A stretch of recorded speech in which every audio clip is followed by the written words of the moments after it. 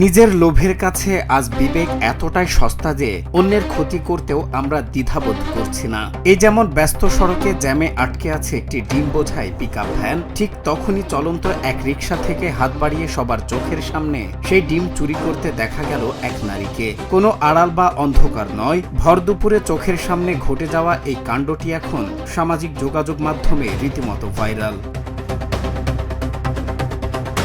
চুরির কৌশলটি দেখে রীতিমতো চোখ কপালে উঠেছে সবার। ডিম বোঝাই ট্রাকটি যখন ধীরগতিতে এগোচ্ছিল, ঠিক তখন তার পেছনে ছিল ওই নারীর রিকশা। রিকশায় বসেই চোখের পলকে দুই হাত বাড়িয়ে একের পর এক ডিম টেনে নিজের কাছে নিচ্ছেন, যেখানে একটু 19-20 হলেই চলন্ত গাড়ি থেকে পড়ে বা দুর্ঘটনা ঘটতে পারত, কিন্তু সেদিকে তার কোনো খেয়ালই ছিল না।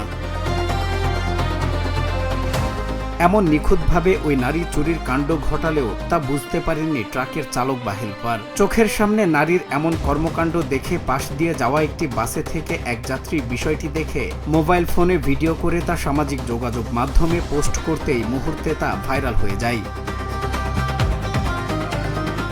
একদিকে ছড়িয়ে পড়া ভিডিওটি দেখে নেটিজেনদের মনে তৈরি হয়েছে তীব্র ক্ষোভ। অনেকেই বলছেন চুরির এই নতুন ও মারাত্মক ঝুঁকিপূর্ণ স্টাইল অত্যন্ত বিপজ্জনক।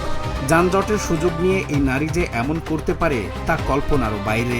অপরাধের সঙ্গে এমন চতুর নারীদের জড়িয়ে পড়ার ঘটনা সমাজকে নতুন করে ভাবিয়ে তুলেছে। আসলে অন্যের ক্ষতি করে বা চুরি করে কখনো নিজের লাভ করা যায় না। এই ভিডিওটি আমাদের চোখে আঙ্গুল দিয়ে দেখিয়ে দেয় যে সমাজ থেকে লোভ আর অন্যায় দূর করতে হলে সবার আগে আমাদের নিজেদের সৎ হতে হবে এবং বিবেককে জাগিয়ে তুলতে হবে।